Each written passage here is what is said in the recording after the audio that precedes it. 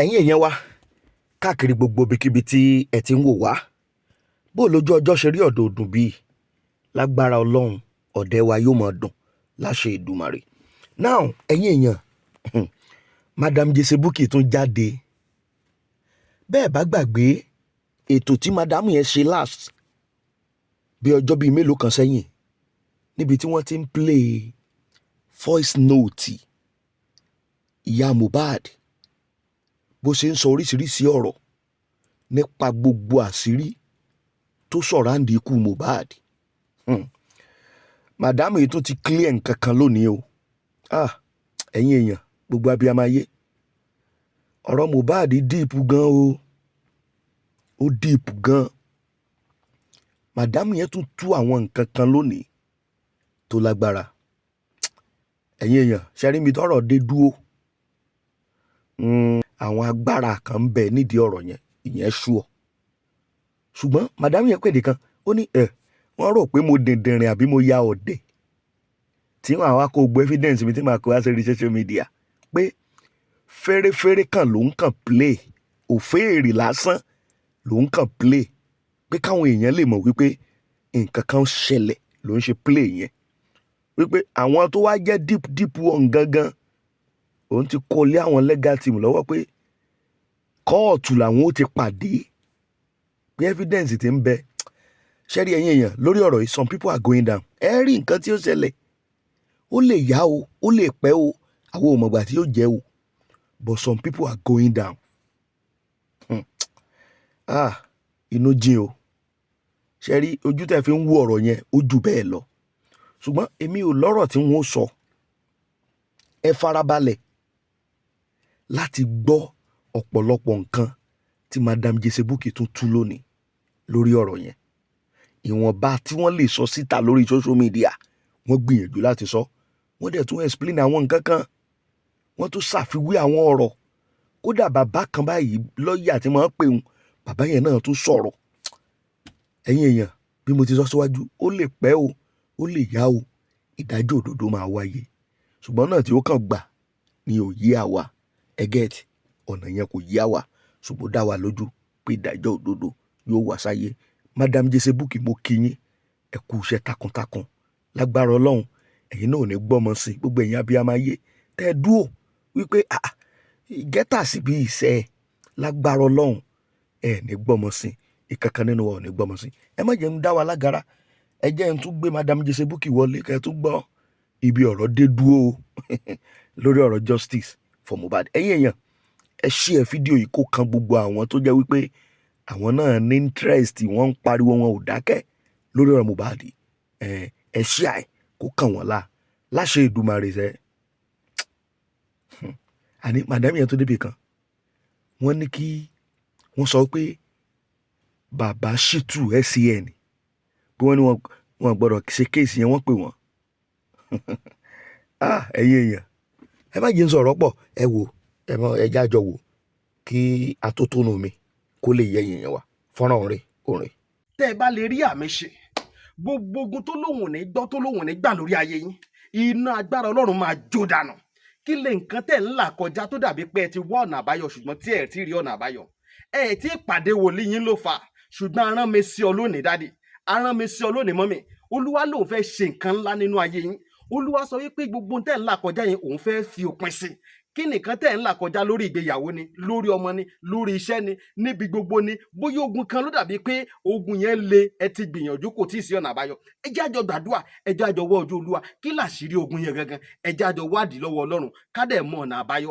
Ẹ̀rọ ìbánisọ̀rọ̀ tẹ́ fi pè mí fún àdúrà àti ọ̀nà àbáyọ òun náà ni +234 70 25 47 5427 +234 70 25 47 5427. Bẹ́ẹ̀ ṣe ń pè mí fún àdúrà lórúkọ Jésù ẹ máa rí ìyanu.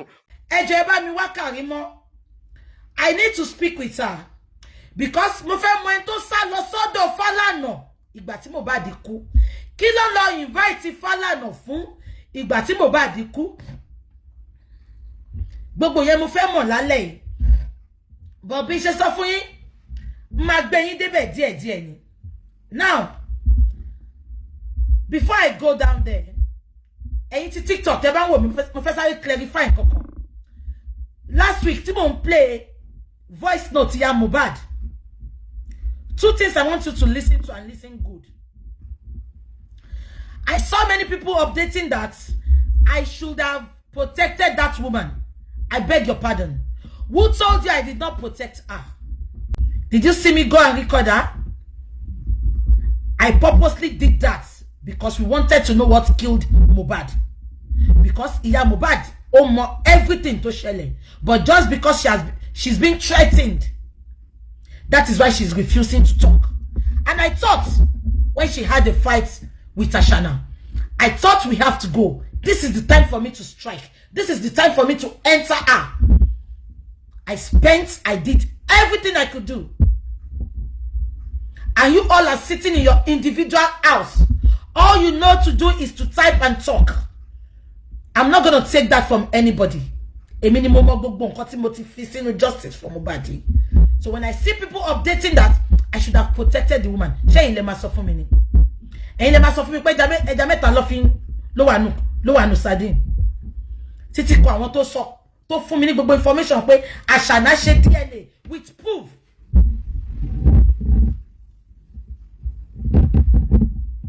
As a matter of fact, mo sọ fún yín, ibi tí mo bá jókòó sí láti mú information wá fún mi. Mi ìfowó ra information rí láyé mi. Tó bá wá mú information wá tó, màá wá fún wọn ní nǹkan, màá dẹ̀ protect wọn níbi tó bá jẹ́ kí n ti protect wọn. Mi ṣe olórí burúkú blogger. That is number one. Number two, àwọn èèyàn kan sọ pé mi àti Queen a plan níjọ́ yẹn ni. We did not plan anything, and God bear me witness. Àti ìgbà ọ̀rọ̀ spending, lèmi àti Queen ò ti sọ̀rọ̀ mọ́. Queen is always there to help. Ìgbà táwọn Ashana àwọn olùlẹ̀ nation tó máa ń wọrí TikTok mi, tó máa ń comment, Queen came to me and said, BJ, let me be your moderator so that I can block all those Ashana nation. Am I communicating? And I gave her the access. Ṣé ń gbọ́ mi? Bá ṣe mọ́ra wa nìyẹn. Mo ti mọ Queen lórí internet tẹ́lẹ̀. She's a big fan of Baba and a supporter of Baba. Ṣé ń gbọ́ mi? Now, kí ló wá ṣẹlẹ̀ ńjọ́ yẹn tó jẹ́ pé Queen ló pè wọlé. The lady had been calling me when I was playing that voice. And I asked her, the voice you gave me, did you expect me kí fi tó lé ni? No. When I told you to go somewhere to go and do investigation for me, you should not expect me to put it in my wardrobe because we needed it for something. And that was not everything she gave me. We have a lot, which I'm not going to be playing again. But if I'm a legal team, mo kàn fẹ́ kẹ́ mọ̀ jọ́ yẹn pé àwọn eléyìí ń tan àwọn jẹ ni. Ṣé nǹkan tí mo sọ yé yín? Now, kí mo wá fẹ́ fàyọ. Ìgbà tí mo ń ṣe fídíò yẹn, lady yẹn ti ń pè mí. Èmi rò bó fẹ́ sọ nǹkan fún mi ni, so mo gbé phone ẹ̀. Ṣé ń gbọ́? Lady yẹn dẹ̀ rí pé ó máa ń wò mí dáadáa. Ṣé ń gbọ́? She's a big fan. Ó máa ń wò mí dáadáa. Ó dẹ̀ mọ̀ pé Queen ló ń ṣe moderator mi. Ṣé rántí pé mo ti ìjọ́ kan tí mo gbé Queen wọlé tí Queen sọ bí ṣe máa hide òun. Ṣé gbogbo yín rántí? Ó mọ̀ pé Queen ni moderator mi. Ó dẹ̀ máa ń wo Queen náà. Ó dẹ̀ lọ inbox Queen pé kọ́ bó òun pe Sister Bukky Jesse. Bí Sister Queen ṣe pè mí nìyẹn. Kò ṣe pé Queen èmi àti Queen ti plan pé kó pè mí because nǹkan tẹ́ máa ń ṣe tó máa ń bí mi nú gangan ni ẹ̀yin tẹ́ máa ń wò wá. If you underestimate many bloggers, if you think some bloggers will go behind to plan before they come online, I don't do it. I don't have anybody I consult before I come online. I don't have anybody that pays for my data. I come online when I want to come online. And I will not deceive you. Kí sọ nǹkan mi lẹ́yìn kí wá sọ nǹkan mi fún yín. Am I communicating? So gbogbo ẹ̀yin tẹ́ sọ pé èmi àti Queen ní plan ẹni. We did not plan anything. Ṣé gbogbo ẹ̀yin rántí pé nìkan pè mí wọlé ńjọ́ yẹn tí mo play voice note yẹn. Ṣé rántí? The lady was calling me. I thought she wanted to tell me something. But she couldn't. She knew she was not getting through to me. Ó dẹ̀ wò pé ta ló ti lè lọ pè. Because ó máa ń wo Queen náà. Ó dẹ̀ lọ inbox Queen. Queen dẹ̀ pè mí wọlé. So ẹ sọ fún mi ibo ló ti jẹ́ arrange thing. So please, ẹ jẹ́ ká máa appreciate ara wa. Okay? Reason Iya Mohbad olórí burúkú. She came out. Eba mi wa naira mani o. Eba mi naira mani o. That is what the storyline they gave to her. I told you I have a lot of voice notes. I'm not going to be playing it. I've given it to the legal team. She said a lot there.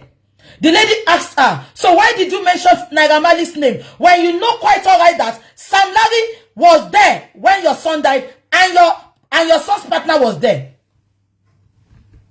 You won't want to believe what she said with her mouth. But that is not to play here. We will meet in court. I am not going to play any video again because when I play, they go and strategize. I just want to play a little. I have a lot. Iṣẹ́ tí mo ti ń ṣe láti ìjọ tó wà tàṣà láti ìjà. Ìjọ tó ti bọ́ta tó ti gbáṣẹ́ náà ṣe pé that's August. Iṣẹ́ tí mo ṣe for the 1 month. Recording pọ̀ nílẹ̀ bí omi òjò. But I have given the recording to the legal team. We'll be meeting court. Tẹ́bá mọ̀ nǹkan tó wà nílẹ̀ fún yín ni. You will not be coming out and gallivanting. Now listen now. Ashana said she doesn't know Samlarry, but Samlarry stated here. He said Mohbad knew I loved him. Even his wife knows how much I love him. But Ashana refused to concur that she knows Samlarry. The lawyer goes again and said, why are you not mentioning Samlarry's name? Do you know him? She said no. Have you ever had any sexual intercourse with Samlarry before? She couldn't answer. And in this country, keeping quiet means consent. You consented to what they said. They asked her that question twice. As Samlarry, she kept quiet. Owadi woke, wole, eba mi diemu. And this is a lady. Every time Mohbad comes home, he will tell you what has happened to him throughout that day. But yet you were in court. You had the opportunity to tell us what happened. You were not saying it. You were talking about placenta. You were talking about Baba Mohbad. Ofelo jeshe obìnrin ní Lekki. Money ko make sense. Ofi gbe sílẹ̀. Ti short time hotel you wà ńbẹ̀. Ó wá lọ Lekki. Ẹjọ́ ṣé oko ti ní de kó tó débẹ̀. Oko tó le gan àti rọ̀. Wàhálà mọ́tò tó máa ṣe kó tó dé Lekki. Go slow tó máa mú ẹ kó tó dé Lekki. Oko gan àti rọ̀. Wọ́n ní kú tó pàyà tíṣà lọ ń bèrè. Ó sọ pé bàbá gbé placenta. Bàbá gbóbìnrin wá dó ní Lekki. Make it make sense, Ashana. Okay. You will not believe where we are going to come from. You will not believe it. You think I'm stupid? You think I will play everything I've got online? No, I'm not daft. I am not daft. I just want people to see how evil you and Iya Mohbad can be. You detest yourselves with passion, but yet the death of Mohbad is making you to become friends. But inside both of you, you detest each other. That is what I want. I proved to the world. When they said you have reconciled my foot. Ashana, if you know everything this woman said about you, you will take yourself to EFCC and police that I'm guilty. Please, Edajofun.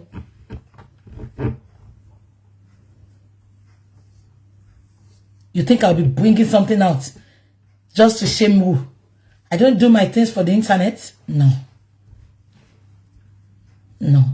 I can decide not to come out for the next 6 months. Nothing will happen. My life don't depend on social media. I don't feed on social media. I just come to create awareness for people. And few of us that can speak for the voiceless, few of us that can speak for the oppressed, will always come out to talk. Irrespective of whatever is happening.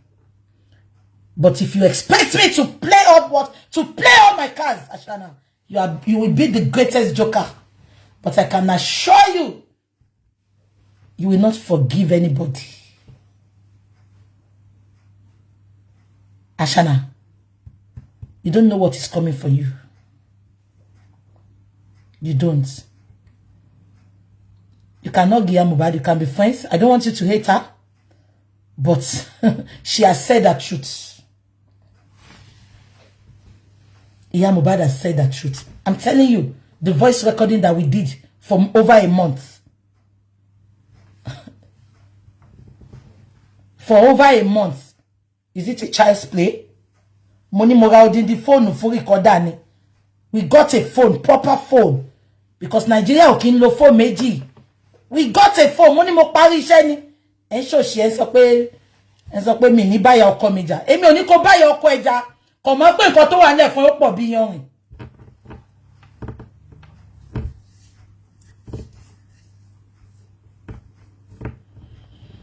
Let's listen to this voice note. Mi fẹ́ orin ton kon be yẹn jẹ́ kí n lọ wá mi fún yín. All stations settled. Ẹni sùúrù, ẹ má bínú.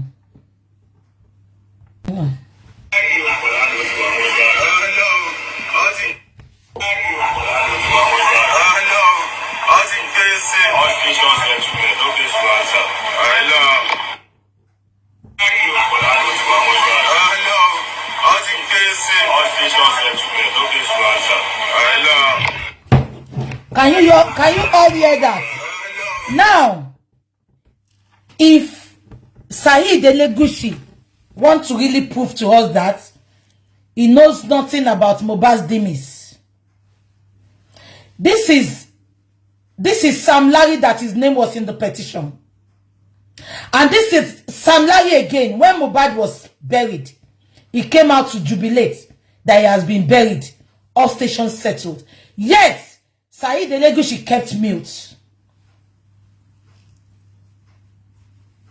All he was happy doing is arresting, detaining people that are talking, saying they've defamed his name. Elegushi, you have defamed your name already. You have no name to protect. Your name has been defamed for not protecting this poor boy when he needs your protection. Forget it now that you know Ashana Mohbad.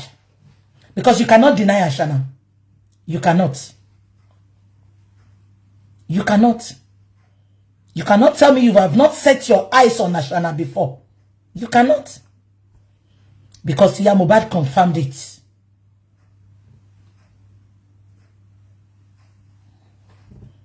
Am I communicating? Now, that is not the bone of contention. This is Samlarry that is bearing your name before Iyabo Ojo attacked you that you know Samlarry. Immediately, Samlarry removed Elegushi from his name. If Samlarry's conscience is clear and your conscience is clear, why did Samlarry quickly remove Elegushi from his name?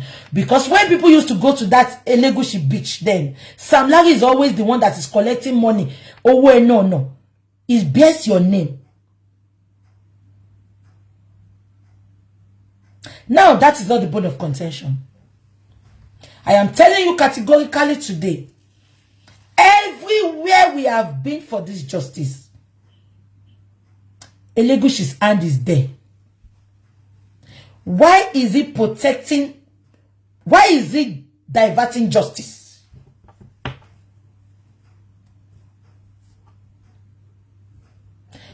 Why is Mohbad's case very difficult to get justice? Relate Mohbad's case with Very Dark Man and Bobrisky's case. They are trying to throw that Bobrisky's case under the carpet. Nobody's talking about it again. Now, Falana that is saying he wants to sue VDM, he's saying he doesn't want to sue again because he lied that they are threatening him. And nobody is threatening him. When are Nigerians going to regain their freedom? When are they going to treat them like a citizen of Nigerians? Citizen of Nigeria that they are? When? Is Nigeria for the rich and influential people alone? So a normal person, a poor person, a normal person, neutral person cannot get justice. What has Mohbad done? What had Mohbad done that the police refused to give us justice? Who's supposed to be the front line of justice? Elegushi. Your name was mentioned in this petition. I expect you to go to the police every day and tell them we need to get justice because my name has been mentioned. I need to know the person that killed this boy. Am I communicating? Elegushi, your name has been mentioned in this petition. Who's supposed to be the first front fighter of justice? Go to the police, use your influence, Elegushi. I'm begging you now. You said we have ridiculed you, we have rubbished you. I want you to use your power. Use your influence to go to the police, talk to the governor. Let them get us justice because your name has been mentioned. Your name has been diminished. Elegushi, you are supposed to be the front line of justice, but yet you are arresting people that are mentioning your name. Shame unto you. Shame unto you. Your name is publicly mentioned.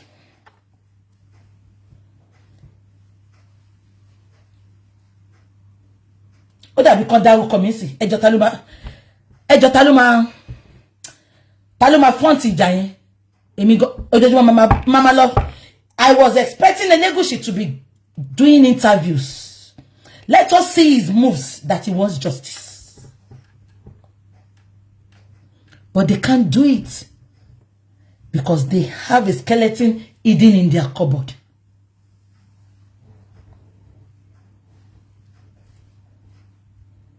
Falana told Ashana, is Mohbad the father of that boy? She said, I don't know. He said, before I know what I'm fighting on, Loshe DNA, secret DNA. I mentioned everybody's involvement. Nobody came out to say I'm lying. And you want to tell me there's no DNA that is done?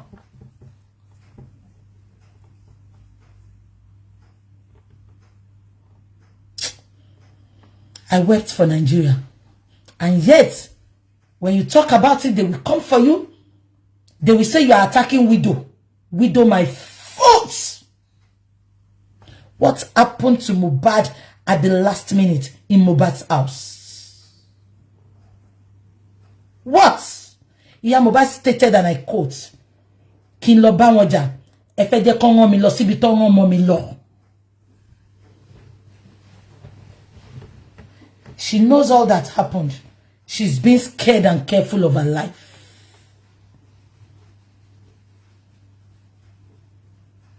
She's been scared and careful of her life. And that is what Nigeria is. Look at that innocent girl that Burna Boy dated. Just because the lady was pregnant, they wanted to go and attack her and kill her. The lady made a petition. The police ignored it. Tomorrow, God forbid, when the girl dies, they will now say, attack, make petition. So why are these silly policemen saying we should make petitions? Because they don't honor the petition. Mohbad made the petition. Obalade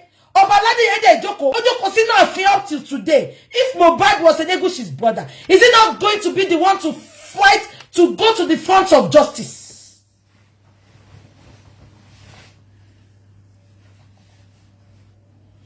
Mojuke shoshi bi en asewo lo. Ọlọ́run á bí gbogbo yín. Orí òkè tí bàbá Mohbad ti ṣàdúrà lójoojúmọ́ bí. Ẹ tin ṣe tipẹ́, Mohbad said, and I quote. Ẹ tin ṣe tipẹ́. Eléyìí lẹ máa fi ṣàṣemọ́. Áńgẹ́lì kan fẹ́ èèyàn kan ni Mohbad. Áńgẹ́lì kan fẹ́ èèyàn kan ni. You have been doing it. Let me say it in English. Legushi man no fáwọn lawyer. Kan lo ma transcribe. Mohbad said, and I quote, you have been doing it for long. This will be the end.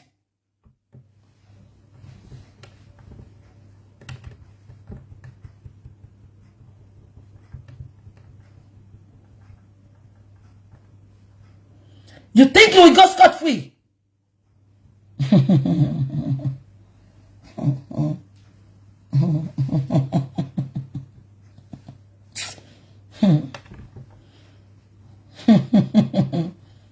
You don't know what you are dealing with. Elegushi, I am not your enemy. And Jehovah bear me witness, I'm not your enemy. Because when we started justice, I was even fighting for you. I was fighting for you.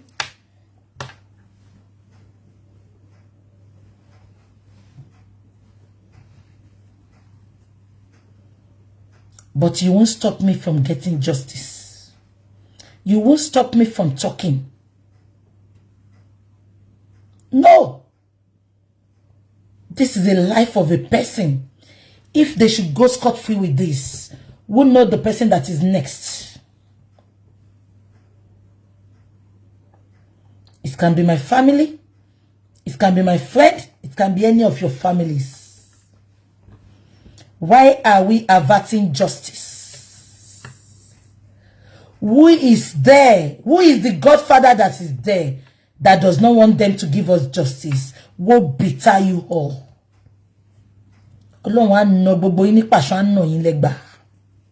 Àdàbí tẹ́ bá mọ̀ nípa ikú Mohbad.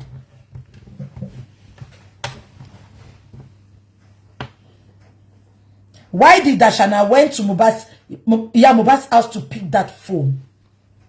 What are the evidences in that phone? Why did Darosha give that phone to Iya Mohbad? You have a question to answer, Ashana. When we get to court, we will get there. I don't want to give you any clue. Ashana, you are evil from the pit of hell. You speak evil. You breathe in, breathe out evil. If not, somebody that was with Mohbad in the last minute, some people are still fighting for her. Toothless bulldogs supporting her. Toothless rabies dogs supporting her. Just because of what you want to eat. To your stray bullets, family in Lola. It is just unfortunate. When you are reaping what you sow, you won't be able to come out to tell people, to tell the world. We will get there. I swear with my life. I swear with my mother's grave and my father's grave. I will not give up if I don't get justice. It can be stressful. It can be demanding. It can be depressing sometimes. Because sometimes when I sleep, I'm like, God, what has Mohbad done to deserve this? Who is Mohbad? Is it because Mohbad's father is not influential? What has Mohbad's father done? What has Mohbad done? Who are the godfather that are supporting Bobrisky and averting justice for us? Because all what happened between Bobrisky and VDM shows that some people will just sit in one place and they will tell you, you are not going to anywhere, you are not getting justice. But if we don't get it, kàkàkàmàgbà, Ọlọ́run á mú ẹ̀mí yín lọ, á fi ṣe ètùtù láti fún wa láti justice.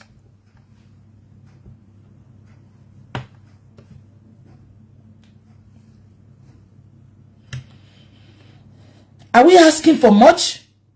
All we ask is, what killed Mohbad? How did Mohbad die? In a same country, the partner came out and updates. I know what killed him, but I will not talk. Make it make sense. And the police are still keeping mute and looking us to be wasting money looking for justice. The partner said, and I quote, I knew what killed him, but I will not talk. When Mohbad died, our first update was, take your trophy. Who is she giving that trophy? It shows that she knows a lot that we don't know. But don't worry, Iya Mohbad that confess. She knows a lot that we don't know. She said, take your trophy. That statement alone, Bo Bonwe is so lucky. But instead, we have some godfather that are protecting her. Can it be your child? Can it be your family? Can you be your relative? Will you protect her? Mohbad died. You went to quickly meet an activist lawyer. You lied to the lawyer in the beginning that you want to collect. Oh, Naira Marley killed Mohbad because Naira Marley don't want to give you Mohbad's money. If it was the problem pẹ̀lú Falana ni. Oto ìgbà Tasha na lọ bá Falana. Irọ́ ló pa fún. Wọ́n ní Naira Marley ló pa Mohbad. Ó dẹ̀ fẹ́ jẹ owó Mohbad ni. Ṣé ń gbọ́ mi? Now, Falana wá mọ nǹkan tó ṣẹlẹ̀ ṣó jẹ́ kó yìí máa support injustice to the extent pé àgbàtà lọ bá Wahab Falana pé Wahab ní. I am not supposed to be saying this, but I will say it for you all to know the kind of person Falana is. They are all just pretentious fools, big fools that are the ones àwọn gangan ló ń ṣe yín ní Nàìjíríà. Tẹ́ ẹ rò bí pa wọn ló ń jà fún yín. Immediately ta lọ sí court. Ṣó yé yín tí Falana get to know pé Wahab ní lawyer bàbá. Oh, he put a call through to Wahab. I am saying this with my full chest. He put a call through to Wahab. He said, and I quote, why is Wahab taking the case up for Baba Mohbad? That she Wahab bo mo pe Baba Mohbad bu ohun ni. Ejo she Baba Mohbad bu. Eni ko lo mu bi ti Baba Mohbad ti bu wa mo ri. Baba Mohbad ò bu yin. Ó ní báwo ló ṣe máa jẹ́ pé ilé máa ṣe lawyer fún en tó pààyàn. Tẹ́ ẹ dẹ̀ béèrè pé kó sòótọ́ fún yín.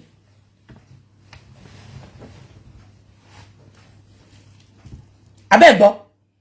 Ó ẹni kó sọ pé wọ́n pé Wahab. Kó bọ́ta kó sọ pé wọ́n pé.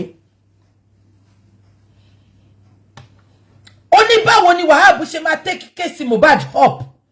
Ó ní ṣé kò mọ̀ pé bàbá bú òun ni. Ẹ wo bí tó gbà yọ sí bàbá yẹn. Ṣùgbọ́n gbogbo yín gbọ́ ọjọ́ tí mo gbé barrister yẹn wá sórí chat. Ó ní Wahab is a Muslim. Is a God-fearing man. Wahab dẹ̀ pé bàbá. There is a reason for everything that man does on this internet. But kò lè yé many people. Wahab pé bàbá, ó ní ká lé ẹlẹ́yọ̀rọ̀ lọ, ó ní bàbá ẹ wá. Èèyàn lágbájá sọ pé ẹ bú òun. Èmi fẹ́ ṣe kéèsì yìí because kò sẹ́ni tó lè fọwọ́ lálẹ̀ fún mi. Tó bá jẹ́ òun náà ló gba kéèsì mo ní sọ fún kó má ṣe. Ṣùgbọ́n mi fẹ́ lé yín lọ, mo fẹ́ yọ yín kúrò nínú kéèsì yìí. Ẹ̀yin ẹ bọ́ta kẹ́ lọ bẹ̀bẹ̀. Nǹkan tí bàbá ṣe bọ́ta bẹ̀bẹ̀ ńjọ́ yẹn táwọn olórí burúkú ọmọ àwọn ọmọ aláṣẹ́wó àwọn ọmọ onítú ọjẹ́ ń tú kí orí íńtánẹ́ẹ̀tì orí Instagram tó tún bú bàbá yẹn tó sọ pé ó ń parọ́ ni ó bú Falana. Ta ni Falana tó lè bú? Ṣebí Nàìjíríà lẹ ti ń hùwà bí illiterate táwọn èèyàn máa sọ̀rọ̀ tó máa sọ̀rọ̀ anyhow. Ẹ ká máa gbóríyìn fáwọn àwọn Trump àwọn prime minister wa ń bí báyìí. Ẹ wá sọ Nàìjíríà di pé káwọn èèyàn má lè express speech wọn. Ẹ ti sọ Nàìjíríà di where freedom of speech is being ridiculed. People cannot express their feelings. You will arrest them. You will detain them. Look at you youths that are supposed to fight for your rights. Look at how they are oppressing you. If you talk anything about any celebrity, the next thing they arrest you and lock you up. They won't even take you to court. They will lock you up. They can lock you up for 1 week, 2 weeks, 1 month. Look at how they are oppressing you. Ọlọ́run wá gbé VDM dìde fún yín ẹ tún wá ń bò. Inú ìyà lẹ máa kú sí.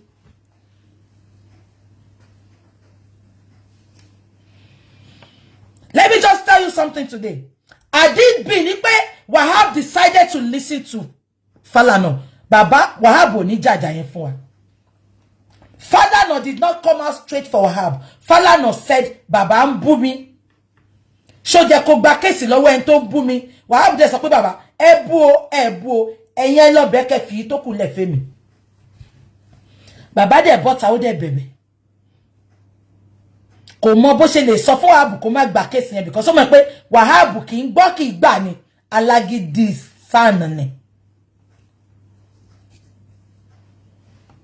Ìtorí ẹ̀ lẹ ṣe rí gbogbo ètò ń ṣẹlẹ̀ ń sìn. Ó yìí wà nínú kéèsì yẹn o Falana. Òun ló ń sọ fáwọn tó ń lọ yẹn ó yìí wà nú ẹ̀ dáadáa tí mo dẹ̀ ń sọ fún yín categorically. Ṣùgbọ́n Falana, I know you are doing your job, but if you don't do the right thing, ṣó ní wọ́n bá àpọ́nlé tó kù lára ẹ̀ ọ̀hún á já wálẹ̀ ọ̀hún á sọ ẹ́ di yámayàmá.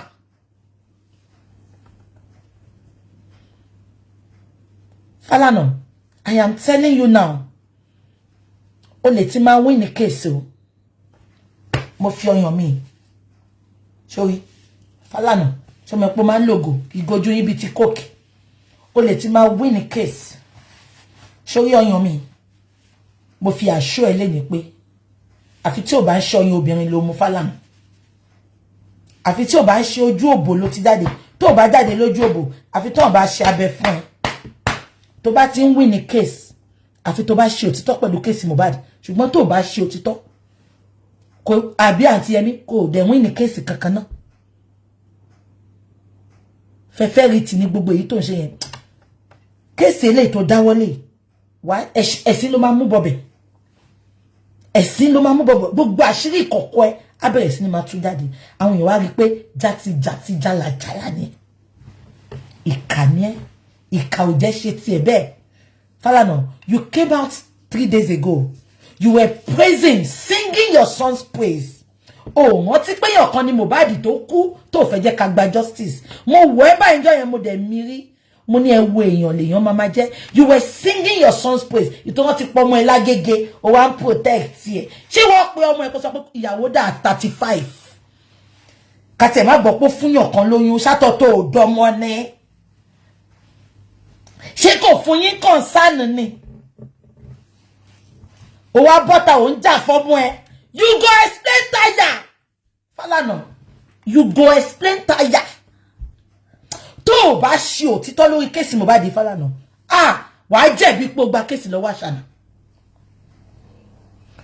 sórí bí Bobrisky ṣe ń jẹ̀bi ipò súnmọ́ ẹni ọlá bẹ́ẹ̀ ló ṣe máa jẹ̀bi pé o gba kéèsì lọ́wọ́ Àṣànà èmi tí mo bẹ́ẹ̀ sọ bẹ́ẹ̀ ni mo lógun o ṣùgbọ́n mo ní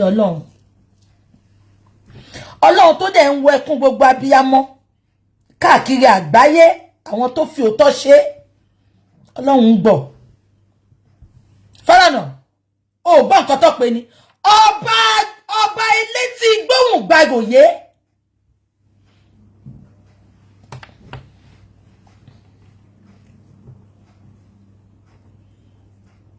tó o bá ṣe kéèsì dáadáa Falana wàá ní òṣè mẹ́mù àwa wí tó wá ń parọ́ we want evidence that they are threatening you Falana you have loose for conniving for your name to come out in that voice note orúkọ Wahab ò ṣe bọ́ta orúkọ gbogbo àwọn senate àwọn san ò ṣe bọ́ta why you and you are now lying that Bobrisky made a call through to your son. No, your son called Bobrisky. We need both of them to come and face each other and iron it out. Don't speak for your son. In everybody to alaye, o ti jẹ́ pé fast ni Bobrisky pé they are best of friends. Àwọn ní oil factory, oil company. Who are you? Who is false? Who is Falana tá lè sọ̀rọ̀ wọn? Puff Daddy ló wà ní America yẹn. Ojoojúmọ́ ló ń bu ló ń sọ̀rọ̀ ẹ̀. Did you see him arrest anybody? Any little thing, many of them will come out and start arresting people in Nigeria. What is wrong with you? Kakuku padà lọ sí military regime gan. Àwọn ìpè military regime láwa. Only democracy for the people, by the people, and with the people. And you are studying democracy for oppressing everybody. Ẹ wo wike olórí burúkú náà. Ẹ wo nǹkan tó ṣe ní Port Harcourt lánàá in broad daylight. Destroying, bringing down buildings, beating people. A whole politician. Ìjọ wo lẹ fẹ́ jẹ́ kó oppress yín dà ẹ̀yin youth. Tó yẹ pé yín ò sọ nǹkan tó máa gbà fún yín. Tẹ́ bá ti rí data 2000 ẹ máa type ní rọjọ́ ọ̀la yín. Ẹ wo bó ṣe ń fìyà jẹ yín. Ọmọ wọn mélòó lẹ́rí tó ń jẹ̀yà. Ọmọ wọn mélòó lẹ́rí tó ń ṣe yamayama. Wọ́n oppress yín. Mohbad kú kàkàkájọ wá justice. Ẹ ń support ìyàwó just because favourite yín godmother ìyàwó ni. Nobody is stopping you from loving your favorite. But let's call a spade a spade.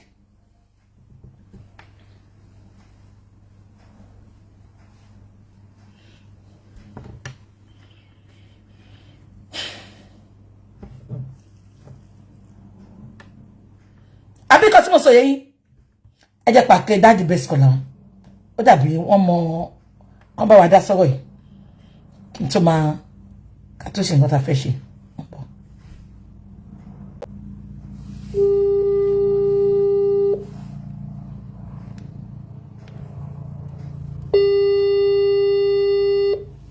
Hello, sir. Yeah. Ẹ kálẹ́, sir. Hello, my sister. Yes, sir. Ẹ kálẹ́. Ẹ pẹ̀lẹ́, sir. Ẹ kú ọjọ́ mẹ́ta, sir.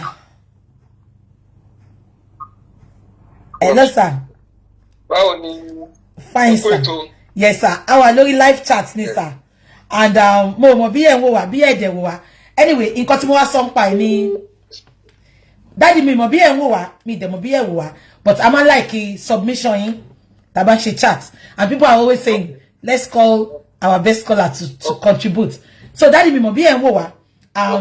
Mo ti sọ̀rọ̀ nípa Bobrisky àti Falana. Then mo wá tún sọ̀rọ̀ nípa ọ̀rọ̀ Elegushi tó wà nínú petition pé ṣe bóun ló yẹ kó protect Mohbad. Aṣá ti sọ̀rọ̀ generally, so Daddy afẹ́kẹ́ bá wa dá sọ̀rọ̀ yẹn sà nípa VDM àti Falana tó ṣe halẹ̀ tó wá bọ́ta tó sọ pé wọ́n threaten òun àtọ̀rọ̀ Mohbad tá à ń sọ lọ́wọ́ yìí náà. So ẹjọ́ afẹ́ contribution yín sà. Èèyàn ti kú ẹ̀ ń béèrè lọ́wọ́ ẹ tó jẹ́ pé on official assignment lásán ni. There is no emotional attachment from CSO to the president, when we are talking about wife and husband, and you are now telling us that the man to be oh share.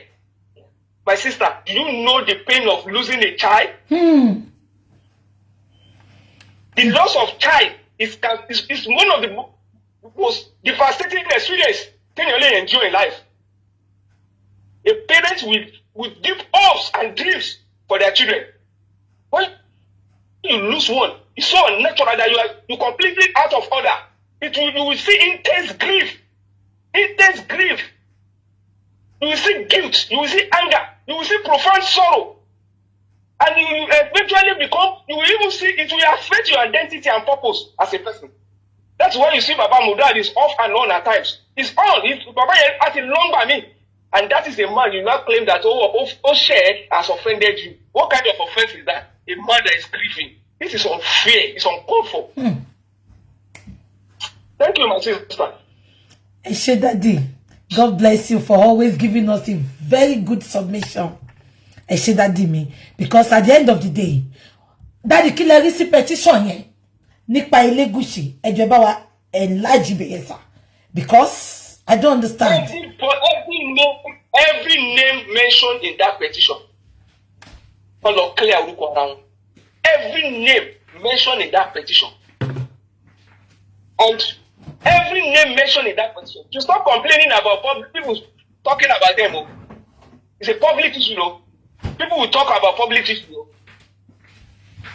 When there is a very strong suspicion, and from people who are highly placed, people who should be above board, people who are custodians of the tradition, people who should be a good example, a model to the society. And your name is on that kind of petition, and you will not go extra mile to clear your name. You are not fair to the tradition. Instead, you are looking at arresting people. One thing with that detention, once you come clean and even challenge the authorities to investigate the matter. Thank you, sir. And prosecute the matter. That's all. When people see you in the forefront of justice, we will now doubt you as a king. But when what you are after is that, sister, and to wear elephants lori, to one hand to kill. A king. A king.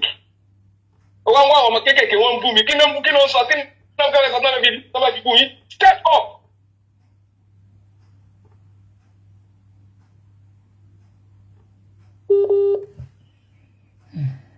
Wait, to shout most of the time. But when you see you for dragging, what daruko balaye in petition, and to what and to the petition, what you know beleni, and the king cannot say, please, the authority, this matter must be investigated thoroughly. Rather, you are looking at people who are expressing their opinion, their feelings, their angers as the problem. They are not the problem. That is my position on that. Thank you. Sir, God bless you, sir. We appreciate you, sir. That was sir. Yes.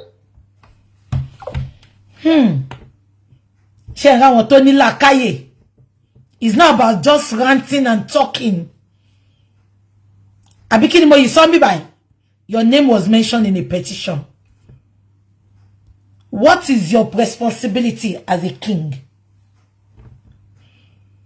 ta ló jẹ́ kó wà níwájú justice kó sọ pé ṣe gbogbo ẹ̀yin ọlọ́pàá Èkó gbogbo àwọn tó bá mọ̀ pa nǹkan tó pa bọ̀bọ́ ìdíkẹ́ gbé wá sí justice but yet ó fi ẹ̀tẹ́lẹ̀ bí Falana wọ́n pa làpálàpá kiri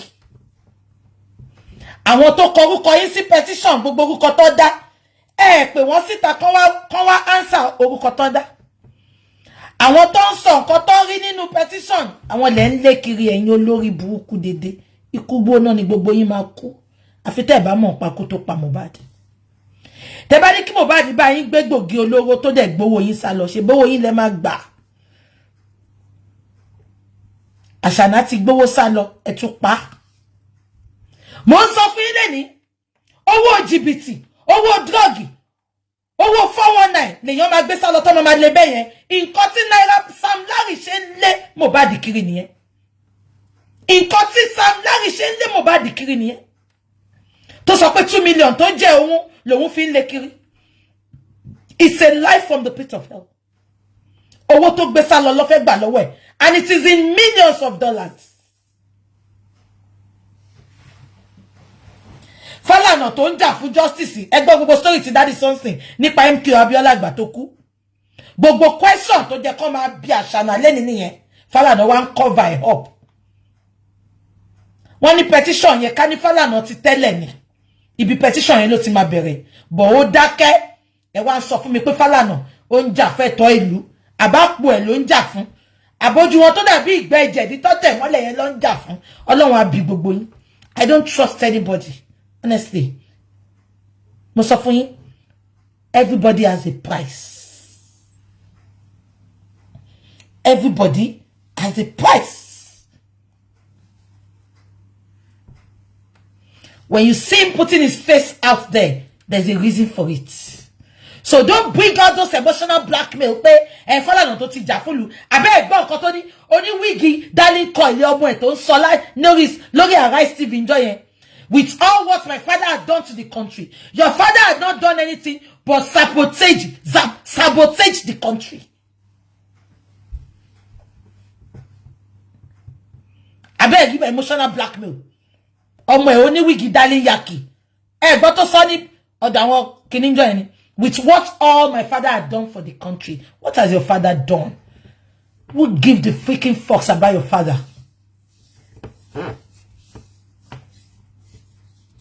Onomoku. O sọ pé baba Mohbad share come kí lawyer má jà fún. No, make it make sense. We get there. Adebe. Bikulo loko. Bitakutene. Adebe. We are not daft. We are not stupid. Elegushi. The case is in the public domain. I will not stop mentioning your name until you lead us to justice. You should be the frontline fighter of justice, Elegushi. And you should not be averting justice, all because of being influential.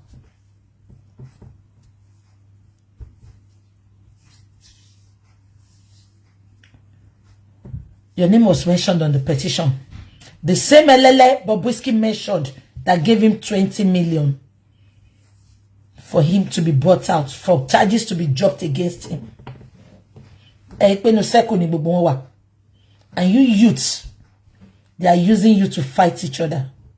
Ẹ sọ pé tó rẹ́ni kan jẹ́ favorite yín. Ẹ ní fẹ́ gbọ́ message wọ́n jà fún yín.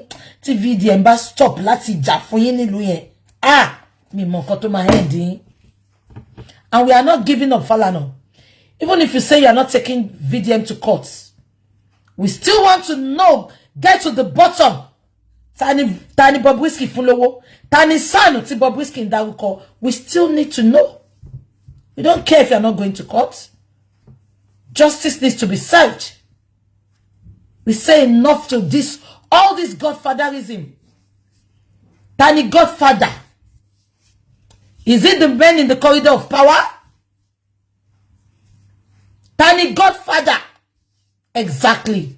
99.9% of the youth in Nigeria, they are gullible. They think from their backside. They don't think with their number 7. Can I water, please?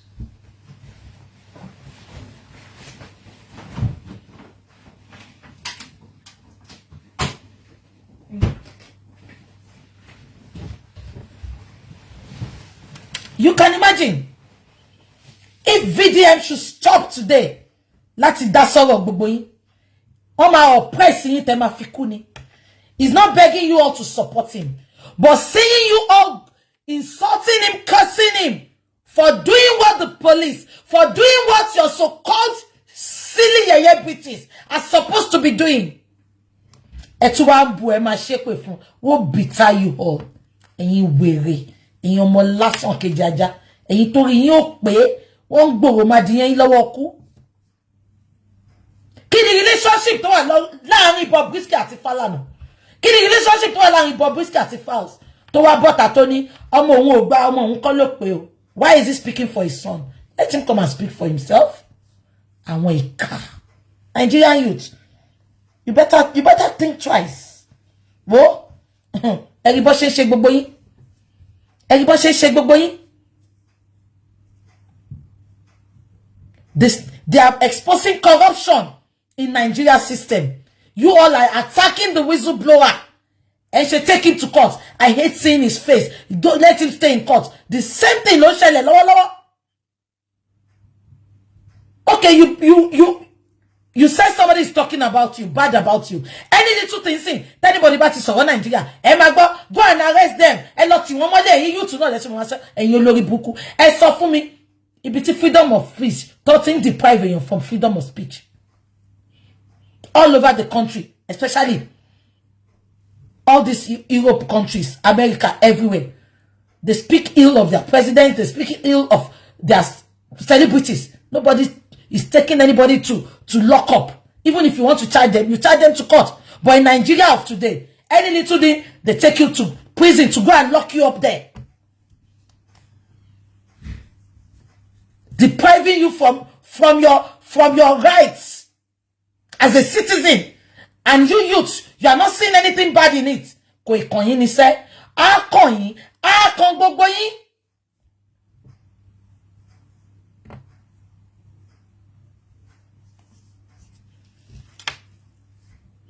A kon gbogbo yin. They don't sleep. 24/7 they are on the internet. Agbelebu to gbele yin lowo niyen. That means you will not be able to concentrate. If VDM is saying anything, that is not our business. That is not the problem of Nigeria. The problem of Nigeria starts from somewhere. You start attacking it from somewhere. If VDM is fighting against injustice, they'll be saying, is that the problem of Nigeria? Go and fight the politicians. I'm disappointed in many of you. And unfortunately, many of these celebrities you are supporting, you are not speaking the truth because you are supporting them. They are enjoying their good life with their family. They won't think about you. Many of them, they send their children abroad. Many of them are relocating. They will not think about you.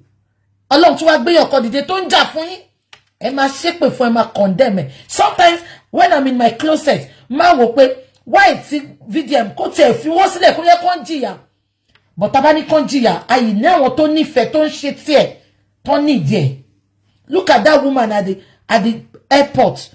It will be first man, be airport man, and to represent society, to represent country. And we drag the woman publicly in a same country. The man will be uniform at the bolong woman yensi. Koni shishemo o ma fisha ye pitoni.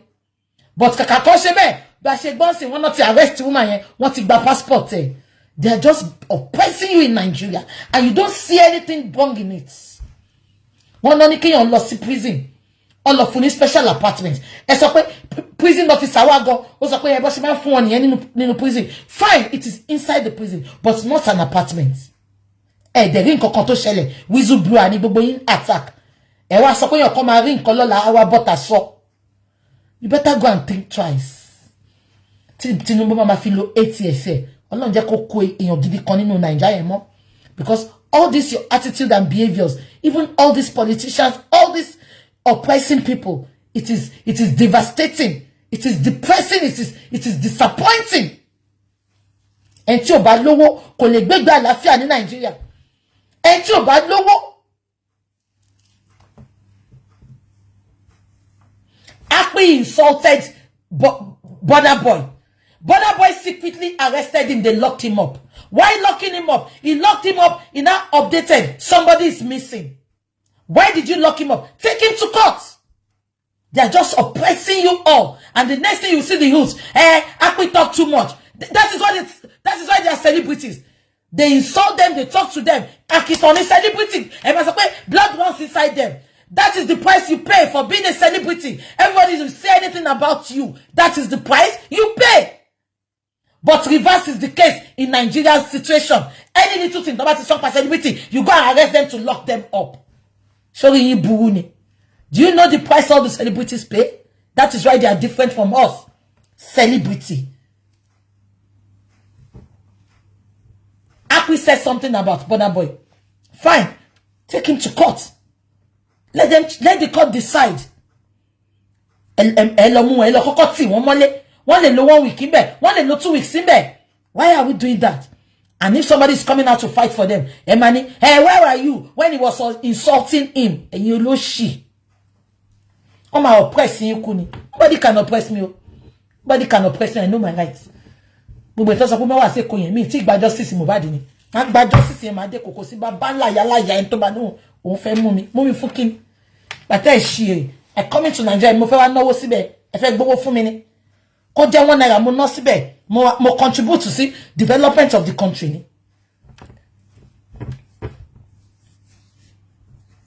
Ọba ní kí má deko. Ṣọba ò ya wèrè, ṣáyé ọba ò fẹ́ bàjẹ́. Abolórí burúkú lọba ni. Wọ́n ní orúkọ ẹ̀ wà no petition ní kó má deko. Ṣó ya wèrè ni. Kí lorúkọ ẹ̀ wà ńbẹ̀? Tani ò bá need the justice for Mohbad. Gbogbo bí tande lọ́wọ́ ẹ̀ wà. And I will prove it to you. Let's go there. Thank you so much for joining this chat. TikTok. I'm not gonna be for people asking me why you remember. Shall you remember Burna Boy came to the country few years ago. In the pub, in the club. Shall you remember? When he was asking one lady out, the lady came with her boyfriend. So Burna Boy was sending his men to go and call the guy. The lady told him that, no, I'm not interested. I came with my boyfriend. And the next thing, Burna Boy shoots. Shangoti to shoot Boboy and to Salo. The next available flight, the Burna Boy take Los London joy. Nobody talked about that case up to today. But our fenu bulason, one thing, and you can't support it. Ohun to shoot èyàn torí lady yẹn sọ pé boyfriend òun ò dá lóhùn ó lọ tó sí èyàn ní club ọmọ yẹn ò dẹ̀ dá lóhùn. The lady said I came with my boyfriend. The next thing Burna Boy shoot boyfriend yẹn ó sá lọ. Ṣàgbọ́ nípa case yẹn mọ́lẹ̀ ni. I'm sorry for you all. I am sorry.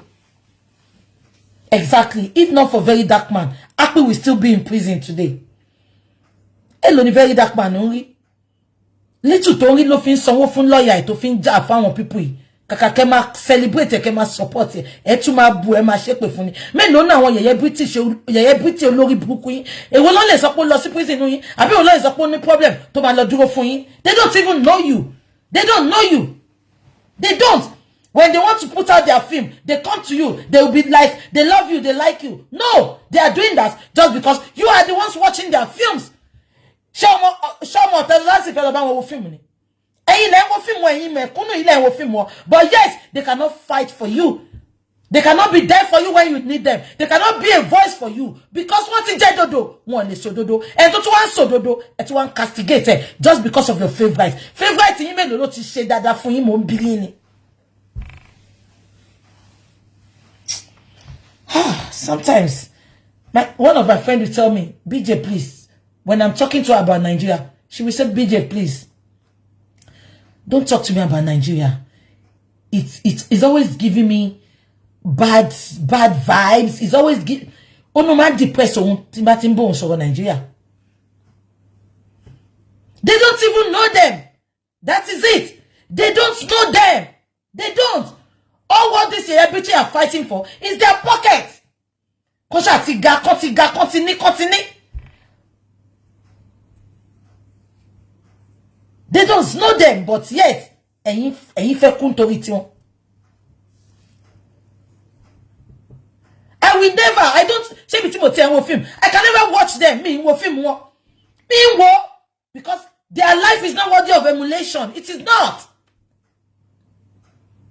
Ẹ wo Falz ń sìn. Wọ́n ní èèyàn, ẹ wo Bobrisky yẹn. Agege, it is not allowed in Nigeria because we have culture. I beg me. O de wa ṣẹlẹ̀ nìyẹn. You are doing it, you are rubbing it to people's face. Wa gbowó síta wa fi máa oppress àwọn èèyàn. Ẹni Falz ń bá ṣọ̀rẹ́. Ẹni Falz ń pè tó fẹ́ mú kúrò ní prison. Make it make sense. Àwọn yẹn dẹ̀ ní celebrity yín. No, ìgbà tí Bobrisky jáde ní prison, wọ́n ṣe dáwó fẹ́yìn. Almost 100 million táwọn celebrity dá fún Bobrisky yẹn. Kílẹ̀ fi empower ẹ̀yin youth tẹ́ wà lórí Instagram tẹ́ support wọn. Many nínú yín ò nílé náà. Many nínú yín ò níṣẹ́. Wọ́n ṣe fi empower yín. Wọ́n lè fi empower yín. Ara wọn tó máa benefit lára ẹ̀ lọ́wọ́ empower. But yet you be fighting for them. It is very disappointing. Very disappointing, honestly. Very disappointing. If not for you all, they are nobody. So why can't they give it back to the society? Why can't they support injustice in the community? But you know, one for all like buying lójú.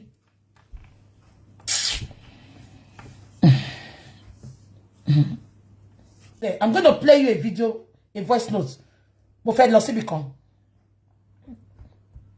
I want to go somewhere, but before I go there, I want to play a video. I'm coming. I just can see page to video here. There is a lot of inconstitution in Nigeria, and if we don't stand up for our rights, Nigeria will be the worst country in the world. Because Sherry, Bobaye ton je Nigeria sin, aye family ten to Tony. I beg me. I just can play voice name. Okay, to mo continue so. I just can lo sibe.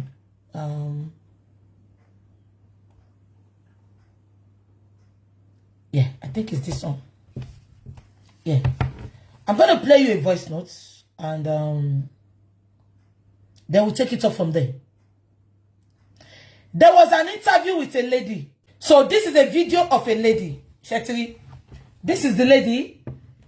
She used to be Burna Boy's ex in 2017. I just keep playing for you, Kegbo. Emagbo. Acted that Burna impregnated you. What do you think about that? Is that true or false? We're in a relationship for 3 years, so things happen. And it's natural for people in love for them to get pregnant, for me to get pregnant, because I'm a lady and I'm fertile. So yes, I was pregnant for Burna Boy. When I was pregnant, the mother came and dismissed me. But I was disappointed that a mother, a woman like me, that knows what it is to be pregnant, dismissed me, even knowing that I was bearing his grandchild. But did you know Burna Boy said that he only has with you for just only once?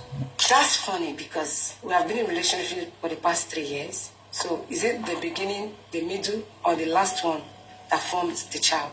So you mean Burna Boy was lying that he... So there's a lot of rumors out there that Burna impregnated you. What do you think about that? Is that true or false? We're in a relationship for 3 years, so things happen. Just only once? You know the truth that we have been into each other. So him saying once is really surprising.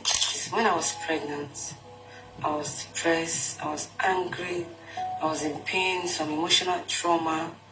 But another thing happened. I was in my house. So, happened at where? Lekki Phase 1. Normally he do come at home, he come to the house, we spend time. Burna Boy do come to Phase 1 to check up on you? Yes. Okay. We do spend time, you know, play like lovebirds, young girls, young boys do. So when I got pregnant, I told him, he was answering to me. We were even planning on, okay, if you have the child, what are we going to do about it? Who will take care of the child? Why I focus on my career? So we were having that conversation. Then before you know it, he just stopped answering and was angry and started telling me that he know the truth, that he was not responsible and he's not ready for the child. Then I was angry. Then he came out of social media. After that, someone came to my house, broke my door. My friend. Luckily for me that day, I was not around. So I came home, everywhere was deserted, people were running, my door was broken. I was scared for my life. I started running from one friend's house to another. I barely eat, I barely do things, I can't even concentrate in my business. So out of those struggle, I lost my child. So what do you think about the in phase 1? Do you think Burna Boy is responsible for that? Well, the person that came had a mask, according to my friends that was around, had a dread and a mask. Then when I got home, Burna called me and said he wants to speak with me, that he was not responsible and he's not ready for the child. Then I was angry. Then he came out of social media. After that, where am I? That he wants to come there. I was scared. I couldn't even tell him where I am because I knew that he was the only person I had issue with at that time. And my life was at risk. I didn't want to. Did Burna Boy encourage you to leave the child or child? He started asking me, okay, how are you? How are you going to plan? How are we going to do it? Who will take care of the baby? He was actually responding, sense. Yes. But after that day, the next day, he now got angry and started acting up and started blocking me and started warning me and started threatening me. Then after that day... Did you report to the police what happened? Yes, I have a statement. I had the statement. Do you know that we can still go to the police station right now and talk to them if it is true that you... Yes, I went to the police and there's no any action was taken about it? No action. That is how everything just went down. Yes. Up to today. This is where I'm going. Shebo, I don't know about this story because it happened in 2017. That was Burna Boy's ex-girlfriend, and I'm not talking about the story now. The lady said she was attacked in her house just because the relationship between her and Burna Boy was exposed on the internet, and they went to attack the lady. But luckily for the lady was not at home. She was attacked. She was threatened, life-threatening. Am I communicating? Now, this lady reported to the police at Magoko police station. The policemen up to today, somebody went to the police station to report that they are threatening her life. Her life is under threat. The police did not do anything. She wrote a petition and everything. The police did not do anything. Rather, they threw that case under the carpet. The same way they did for Mohbad. When Mohbad sent a letter, Mombo, this is where I am going. Any sugu. Ibiti mo nlo niyen. Shari gbogbo system tó ń ṣe ní Nigeria. You go there to make a report, a petition. Just because the person is a celebrity or an influential person. They don't care if your life is at risk. They will not grant that petition. The police will call the person. Pé wọ́n ti wá fẹjọ́ yín sùn. Kí ni ká wọ́n ṣe? Now, ẹ jẹ́ ká tún padà lọ. Mo fẹ́ lọ ka petition Elegushi. I'm coming.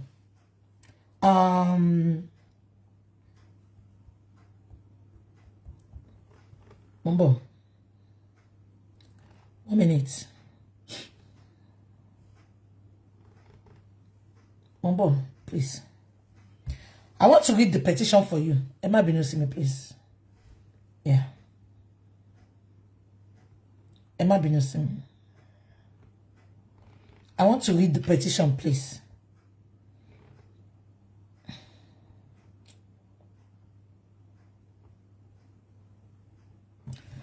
Yeah.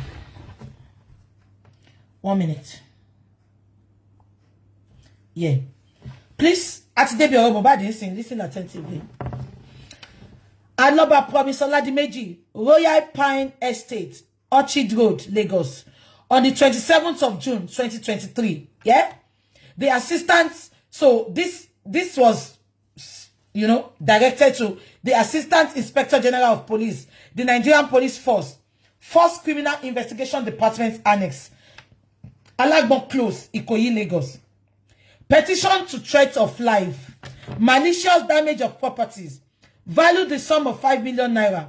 Assault, occasionally oppression and conduct likely to cause breach of peace against Samlarry, Elegushi, Elele, the same Elele tó fún Bobrisky lówó.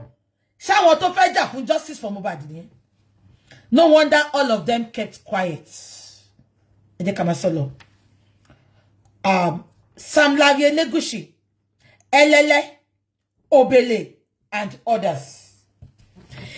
I of the above named person and address, a law-abiding citizen and a musician, bring to your notice the assault and threats to my life by the above mentioned person. On the 25th of June 2023, while I was having a video shoot with another artist by name Zalantan,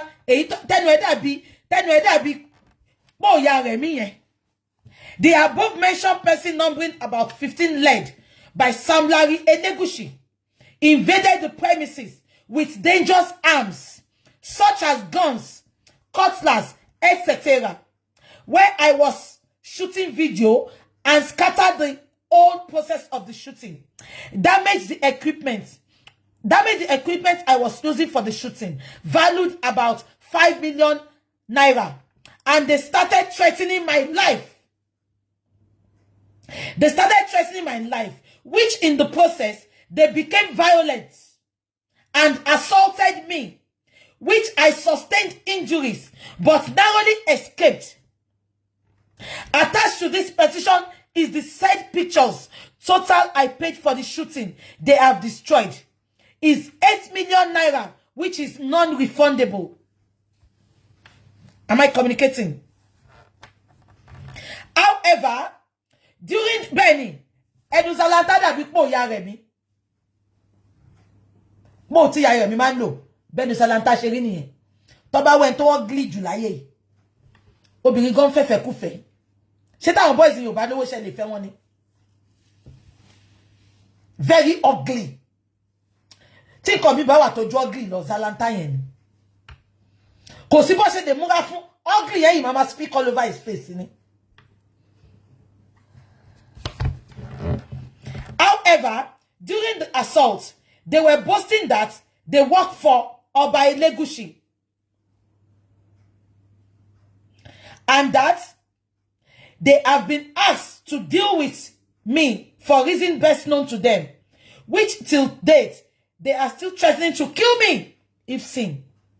Sir, I call on your good office to save my life from above mentioned person and bring them to book. This is where I have problem with Elegushi. Now, ṣé gbogbo yín rí pé nǹkan tó ṣẹlẹ̀ sí ex-girlfriend Odogu Burna Boy, òun náà ló ṣẹlẹ̀ sí Mohbad. Mohbad competition yìí, bóyá ká sọ pé àwọn ọlọ́pàá yẹn wọ́n ti come to Mohbad's aid ni, Mohbad will still be alive today. Am I communicating? Tí Mohbad bá parọ́ mọ́ Elegushi ni, kò ní dárúkọ ẹ̀ with his full chest. Am I communicating? Elegushi, your name will still be mentioned. Take me to court. You will meet my lawyer there. Your name will always be mentioned, Elegushi, which I will speak it in English so that you won't have the opportunity to be wasting money to transcribe. I will speak this part in English so that your solicitor will not waste money to translate my Yoruba. Elegushi, this is for you. You call yourself a king of a particular place. This is a big allegation against you. Oni of Ife is there. His name was not mentioned. Oba tó bá wọ Asiri Nla yẹn, they did not mention his name. Now, this boy made a petition towards you, Elegushi, that your boys wants to eliminate him. He took the petition to the police. Look at this last paragraph. He said, however, during the assault, they were boasting that they work for Oba Elegushi and that they have been asked to deal with me for reasons best known to them, which till date, they are still threatening to kill me if they see me. Elegushi, let's assume that you were not told of this petition. I have made my investigation beyond reasonable doubt. If anybody writes a petition to this policeman, if it is an influential person, what they do, they will put a call through to the person. Check what I'm saying. Influential, they will put a call through to the person. Petition you, somebody has petitioned you. What do you want us to do? So, give or take, by or large, the policemen in Alagbon, they put a call through to Elegushi that Mohbad had petitioned his boys and his name was mentioned. Am I communicating? Now, put that at the corner of your chest. As a king of a community in Nigeria, what are the responsibilities? What are the responsibilities of a king in Nigeria? I am asking you questions, people watching me this evening. Elegushi, I'm saving you that money so that you are not going to transcribe. You are not going to be putting my Yoruba into English. Let me say it in English. People watching me tonight, please. What are the qualities? What are the responsibilities of a king of a community to his people in the community? To protect them. Am I communicating? The number one responsibility of a king is to protect his people in his community. Am I communicating? But in Elegushi's case, reverse was the case. He refused to protect his people of the community. Number one. Number two, the fact that his name was mentioned. Ejo, who was the person? Who was the person? Chembo, who was the person that was supposed to protect Mohbad more?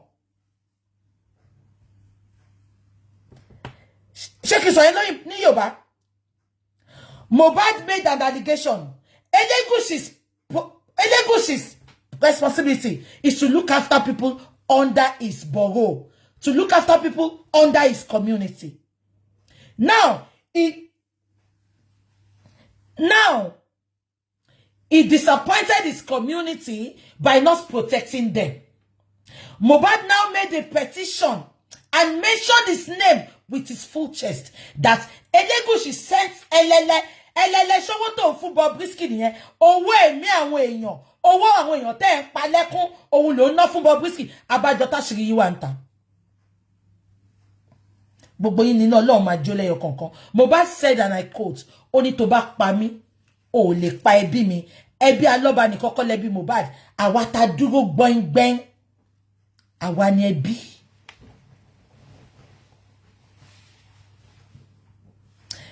Now, let's assume Elegushi disappointed the people in his community by not giving them full protection, by making Samlarry, Elegushi, and Elele and Obele to be threatening people that they want to buy them.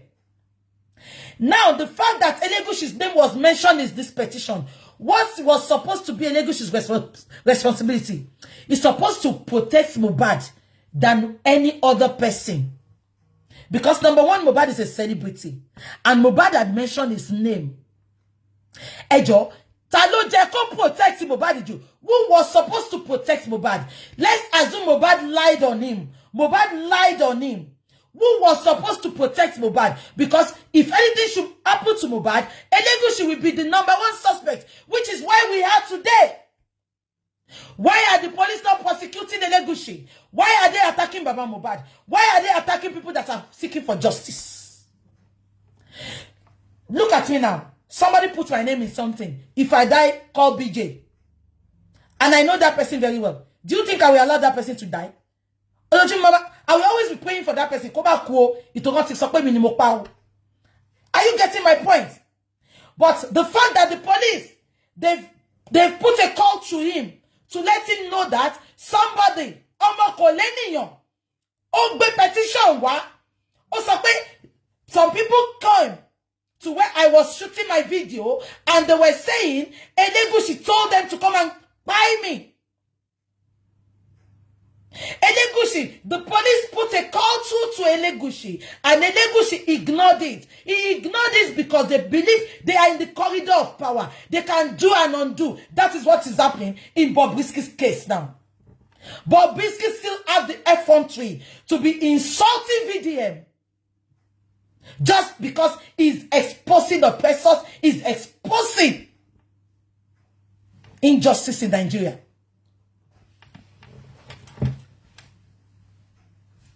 Elegushi, it is your effrontery for me. It is your effrontery for me. You disappointed your community.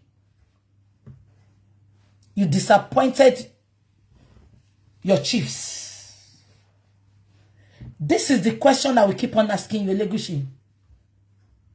Let them put Omorogun up and down 1 million times, Elegushi. I will not stop asking you this question. Why was your name in this petition? Why didn't you challenge the petition? Why didn't you protect that boy? If you had protected him with all your life, you come out today to tell us, I protected him, but Ekpa Oboro, Granot did not meet the borough.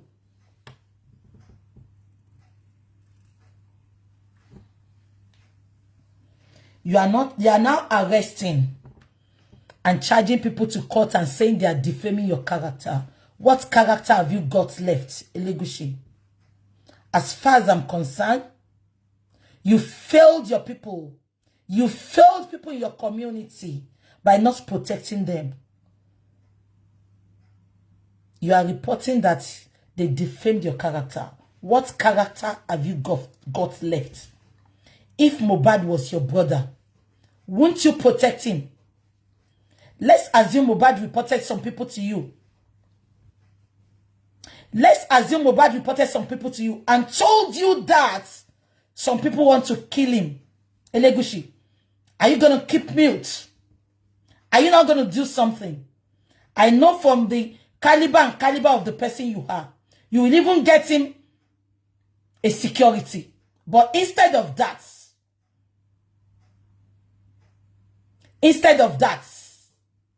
you ignored.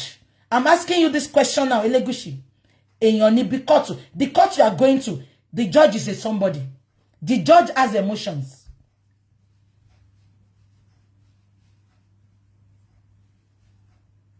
Elegushi, if I have defamed you in any way, I will apologize. But on this petition, I will still mention your name. You cannot stop me from mentioning your name because your name was mentioned in this petition. And Samlarry used to bear Samlarry Elegushi. The day Yabo Ojo came out and said, Elegushi, you cannot deny Samlarry. You came out the next day, you debunked Samlarry. Samlarry quickly changed his name. Why was Samlarry bearing your name? You came out to debunk Samlarry. Why didn't you debunk this petition? Elegushi. You failed your community by not protecting them. You failed Mohbad as a celebrity that is under your constituency.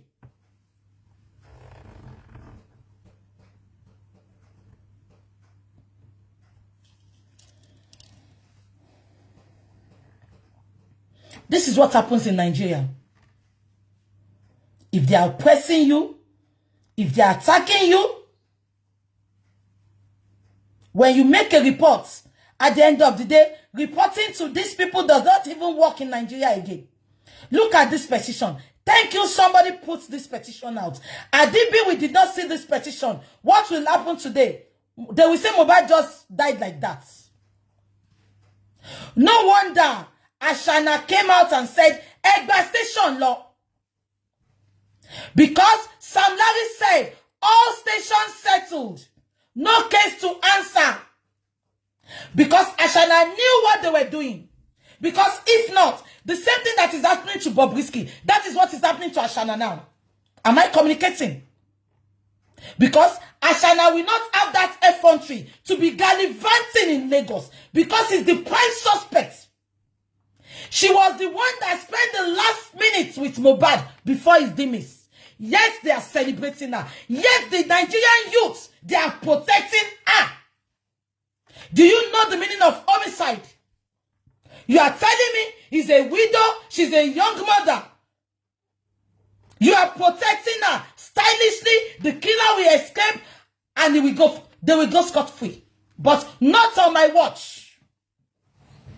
If it's going to take us 1 million years, we die there. The same thing people are doing with Bobrisky and VDM. That is what they did in Mohbad's case. Olori Buruku, what they will now come out. VDM spoiled the case. Are you an illiterate? Are you all thinking from your backside? They call the case an homicide case. You are saying, why is he asking for DNA? Why is DNA not needed? Make it make sense. Why is DNA not needed? In an homicide case, anything can happen. They do a thorough investigation. They are using these youths to attack the truth on social media every day. Look at the corruption going on in the prison with EFCC and the prison. VDM is trying to expose it. They are using the youth to attack VDM. The same thing happened in Justice for Mohbad. They used the youth to attack us that are truly seeking for justice and celebrating Ashana, celebrating the partner that was there till Mohbad's last breath. Make it make sense, Nigerian youth.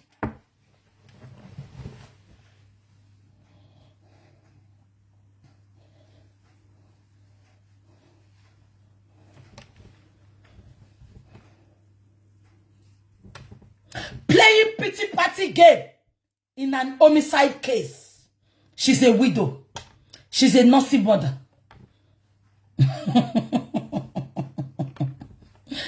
Oh my God. Oh my God. You can imagine. What has Ashana got to do with all these drug barons? Karimot made a video. Please, if you have that video, send it to me. Anybody that has the video, let's play it here. She stated, and I quote, Mohbad was going to Kenya. Ashana planted a drug in Mohbad's suitcase. Somebody called Mohbad that something had been planted in his suitcase. He should not go.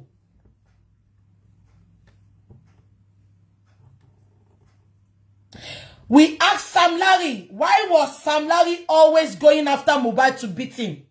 Samlarry stated, and I quote, Mohbad was owing me 2 million naira. He was supposed to go and play for my mother's burial, but he took my money and he refused to play. Does Samlarry think we are daft like him? Samlarry fi lopolo, o ti fi bora. Why will it be? Why will Samlarry? Kilo de Samlarry mama le Mohbad kiri tori 2 million. Mohbad to ti fáwọn èèyàn ní 2 million dada. Ìjọ tẹ́lẹ̀ nu fẹ́lẹ́fẹ́lẹ́ bí all. Ẹyẹ àṣà. Bella Shmurda ìjọ tó ṣe birthday. 2 million ni Mohbad fún. 2 million wá ní Mohbad máa gbà lọ́wọ́ Samlarry. Kò wá ní dá padà. Samlarry àwọn máa nà kiri lójoojúmọ́. Ẹ bá mi bèrè lọ́wọ́ Samlarry àti Elegushi. Kí ni Mohbad gbà lọ́wọ́ wọn? What did Mohbad take from Elegushi and Samlarry that they are running after him to beat him, to eliminate him until they eliminated him? What happened between them? What deal have they got together? What are they selling to each other? Because Samlarry kò rí yẹn pa. Báwo ló ṣe máa sọ pé torí 2 million tí Mohbad jẹ́, Mohbad tó fún yàn ní 2 million bó ti yẹ pé kò fún bàbá ẹ̀ lówó. Báwo ni Samlarry ṣe máa bọ́ta tó máa sọ pé ìtorí 2 million. Just in case you don't know, let's go and play Samlarry's voice. 1 minute. All stations settled. All case closed. Wọ́n ti gbé sí. I will play it for you now. Just in case you don't know. Mumbo. Punch me. Mumbo, I need to. I'll play it for you now. That is why whenever anybody is talking, Ashada will say Egba station law. Because they know the station has been settled. That is what is happening to Bobrisky now. After VDM is playing those voices, Bobrisky is still insulting VDM, putting up updates. My lawyer is the best. Anybody, you cannot come for me. I am not going anywhere. It is their effrontery for me. Just because one wicked godfather is somewhere supporting evil, diverting justice. And at the end of the day, it's all these youths, all these mecunials, and you don't feel kakake support and don't want justice, don't want share and mama attacking.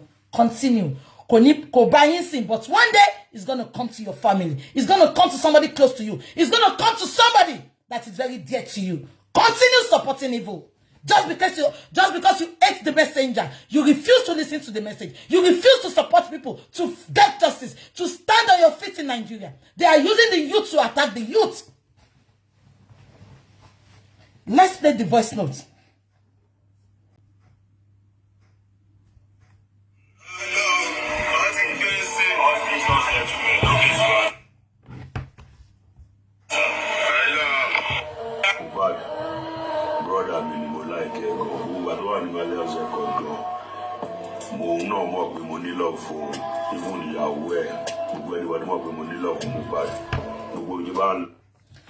Mohbad didn't put money love phone, even ìyàwó.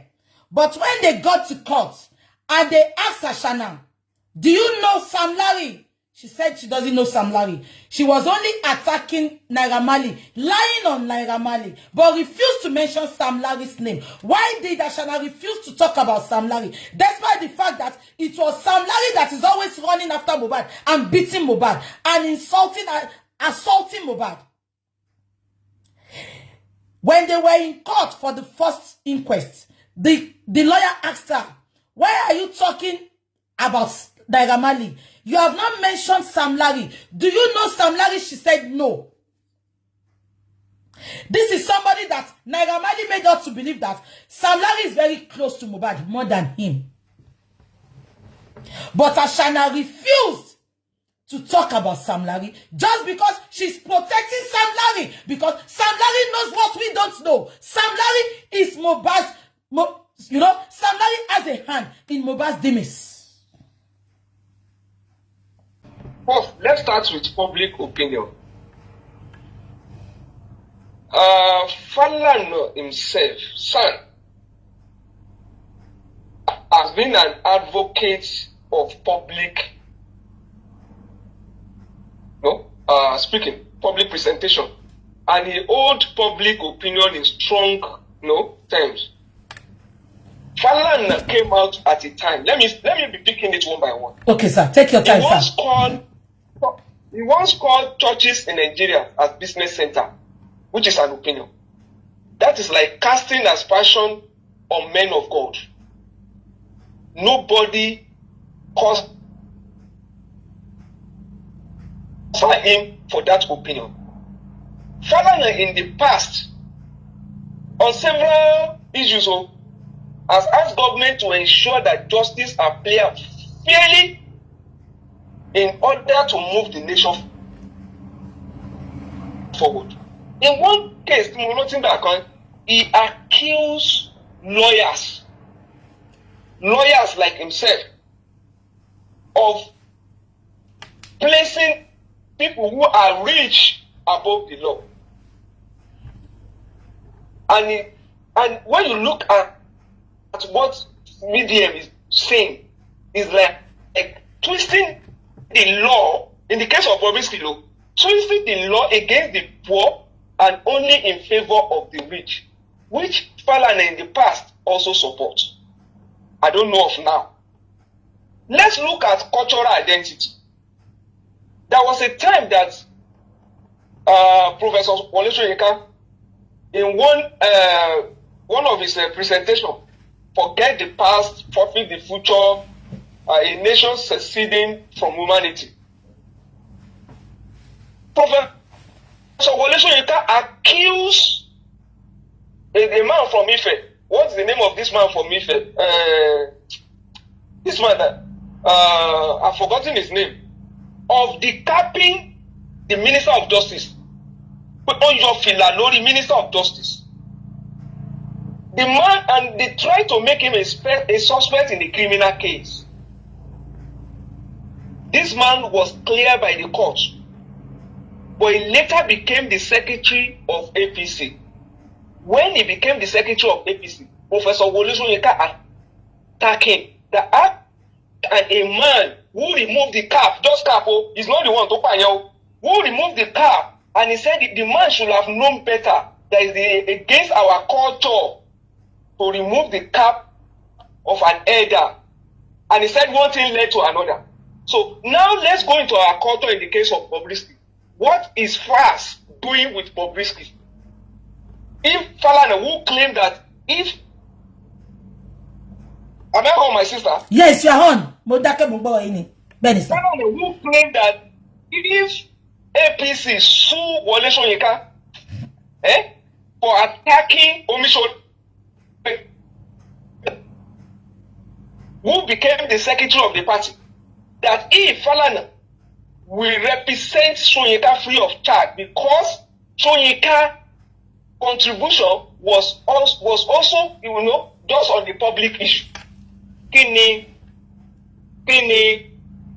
very dark man, if not everything he has said in that video, if it is not a public contribution to an issue.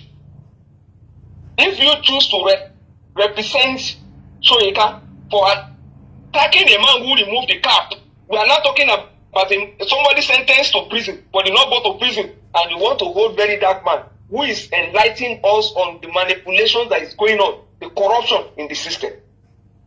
Let's leave that. Let's go to relationship with criminals. Because Bobrisky has been sentenced, and FAS was having conversation with him while in prison. When Sheikh Gumi had meeting with the bandit, in the opinion on Falana, he said Gumi should be arrested for having meetings with bandits. Can the fast on somebody to in custody, to educate, don't call me next time. If you call me next time, I'm going to don't you know the proper channel to go through? Why it's injustified? When fast receives that message, a message that somebody will pay somebody to sleep in a special room in prison, why did they come out to enlighten Nigeria? The same Falana that is always an advocate of public opinion did not bring up that matter until very dark man exposed it. Let me tell you, when Nigerian Human Rights Commission at a time requested for the list of electoral offenders in Nigeria, in the position of Falana, he accused NBA itself, that NBA is suffering from self-inflicted destruction. That is the language he used. He said lawyers are now comfortable with large case corruption in the country because NBA was trying to be on the side of the government. That is his position. And the same Falana today is now shouting very dark man, ignoring Bobrisky, who accused Falana and FAS of corruption. Look at the body language. Look at the body language. Somebody is accusing you, and you are facing a whistleblower, somebody who blew the whistle. It's unfair. Falana at a time told us, Nigeria, that corruption will always fight back to protect some vested interests. And he said, mass organizations. He said, other mass organizations. It's talking about all of us Nigerians to stand and fight against corruption. So what is really the aim offense in standing up to fight against corruption, my sister? Let's look at the issue of even Wunmi that you brought into this. My sister, go and look at Mr. Sam Falana cross-examination of Major Aliyu during Oputapare. You will see that every question that Falana asked Aliyu, is the question that Falana should be asking Wunmi today. Mm. You were asking the CDSO, CS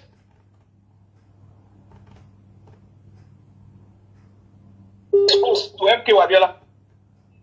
But we are talking about the wife, who we should be asking about the food, the doctor that attended to her husband, everything today. In fact, in the Oputa panel, do you know one question that Falana asked that made me to wonder if it is the same Falana today? He asked Aliu that, do you know a gynecologist, Yakasai, treated MK Abiola? He's a gynecologist, so a gynecologist that is licensed, so. But because he's not in the position to treat MK Abiola, who had a swollen leg, we are now comparing that a wife are allowed to treat her own husband. And Falana is not saying that. The same Falana that asked that question, though. Do you know? Let me even tell you that Oputa panel. Do you know who broke the news about MK Abiola's death? It is Susan Rice from America. That means that something, Falana knew something was fishy about that episode. Is it not the same thing on Mohbad? Why are they afraid of breaking the news from source? Why are they looking for bloggers to help them circulate wrong information about the death of Abiola? Do you know they told Abiola's family that he died of natural death? And they told him, even Clinton wrote to Nigerians to tell us that Abiola died of natural death. Why did Falana pick it up and went as far as querying the autopsy, use the autopsy to challenge even all the witnesses? Let me shock you, my sister again. Do you know that in the report by the international doctors, they claim that they spoke with all the witnesses, but they didn't speak with Dr. Aliu? Another cross-examination, Aliu confirmed that. Is it not the same thing we are telling Nigerians today? That all the witnesses, all the people in the house,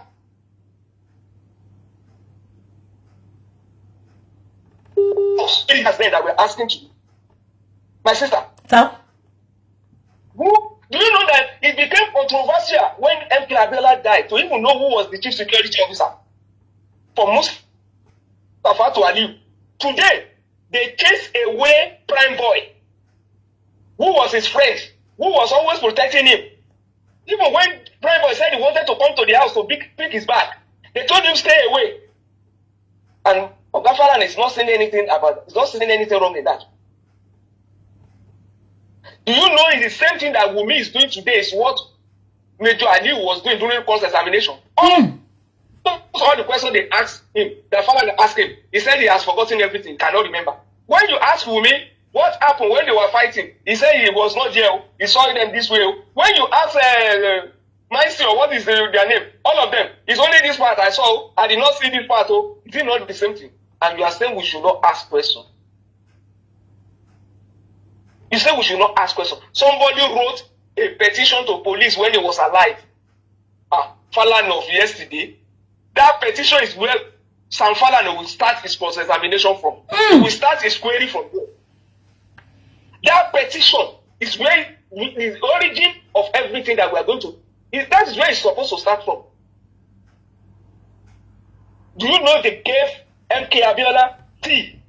And Aliu, the CSO, said he did not taste it. They even asked questions. Do you know the day they killed MK Abiola, the service chiefs were in Abuja, and Falana concluded that they knew that he would die that day. That's why all of them gathered. When Mohbad died, all the parties, the doctors, the AFA, the lawyers were in the house. Is it not similar to the death of MK Abiola? All service chiefs were present in Abuja the day MK Abiola, and they did not attend council state meeting. They were not supposed to be present. All together. But all of them were together in Abuja the day MK Abiola died. Even the Baba way beyond the picking, they there. And you are saying something is not wrong. And you are saying we should not ask questions. And the man who told us yesterday, when told your fila, Lori Eda, one link came, my mother. But I want to go and Lini, Nibato Koku. I want to jẹun, tí wọ́n jọ lọ party, tí wọ́n jọ ṣe everything, tí wọ́n gbára wọn lójú. Evidence here, one leg. You said we should not take them as suspects. My sister. Sir? In a crime, what is the problem? What can anybody educate me? Can somebody wake us up? Where are the youth? Can somebody wake us up? People don't put you by any way. What are we talking about? Somebody is telling you, look at how a whole sand is moderating telling us that, do you know what happened? When that guy called my son now asked him, my son is now trying to tell him that don't do this thing again, it's the proper channel. Prison break. You have information about a leakage. That is a serious matter that should have been reported immediately. There's no ignorance in law. A criminal call you. What's the difference between that and somebody having a meeting with bandits?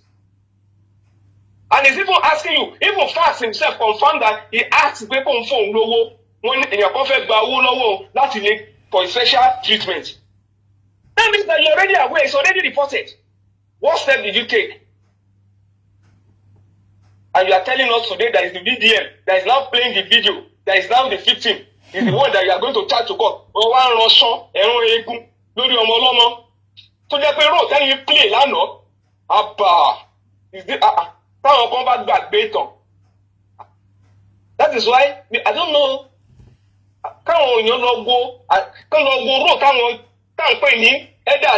Play lano. In their days, won't go even on radio station. The same leaders that we're talking about today, under the guise of fighting for democracy, they took arms and invaded radio station during their own time. They faced the military, but they are not even military, they are civilians, and they are telling us that we cannot face them.